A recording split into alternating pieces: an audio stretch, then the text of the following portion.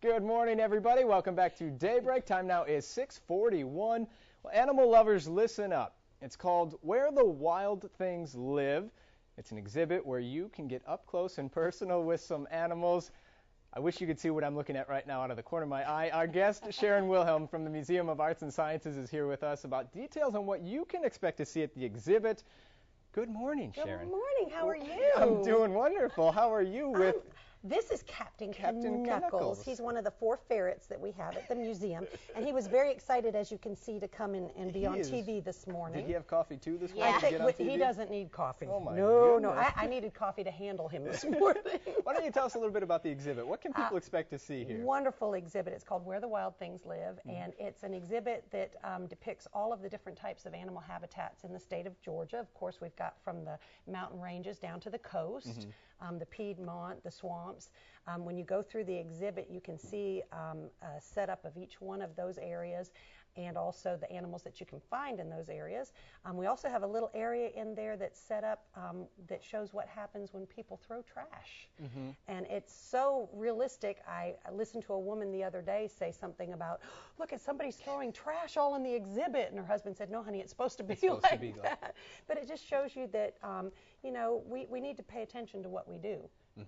You know, animals can get into trash, they can get hurt by the trash, you know, just stuff. So it's a great exhibit to educate people about the habitats and, you know, some things we can do to help. Right. And I mean, that's the main point, really, is just how it's showing how we affect animals and environments. So. Exactly. And that's a big thing. A lot of things people don't even think about. Look at, he's going, it's too early for him. Look, he's mellowed out now.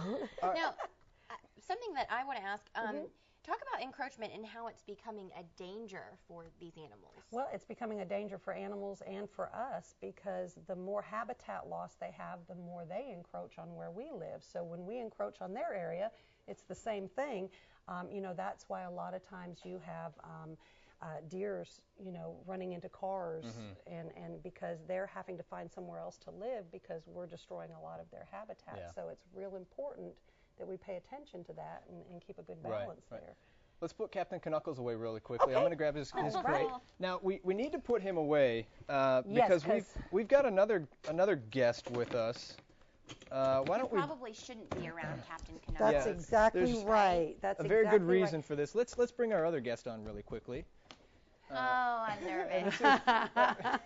Thank you, sir. This is why I was laughing a little bit earlier. We'll just set him up here. This is Tomas. This is Tomas, not Thomas, but Tomas. Tomas. What kind of snake is this big? Oh my! Can I pick him up? He's a Colombian boa. Okay. How big is he?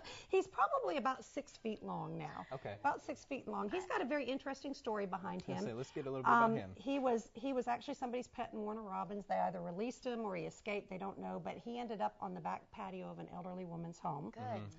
She opened up her door, saw him, and did what a lot of people do. Went and got a gun and shot him several times. Yeah. His eyes are messed up. There's still pellets lodged in his body. After she shot him, she called the police. He got rehabbed by a veterinarian and then donated to the Museum of Arts and Sciences. But we use him for educational purposes because we don't recommend large snakes like this as personal pets, obviously. I'm not saying that some people aren't responsible with them, but a lot of times people buy things Oh, Melissa, he's and fine. not know what they have until they grow over 8 feet in their first year of life, and then they end up either being released or worse. So, but he has a good story. Okay, real quickly, Museum Arts and Sciences, tickets, cost, all that good stuff, real quickly. Ticket costs, you can get them at the museum, obviously, and they range from $10 down to $2. So you just come on in. We have senior citizen rates. We also have student rates, military rates. So that's one of the things I wanted to let everybody know. Also, this Sunday is our annual pet show, and it's the 57th annual pet show that we have at the museum, and it will run from 2 to 4. Okay.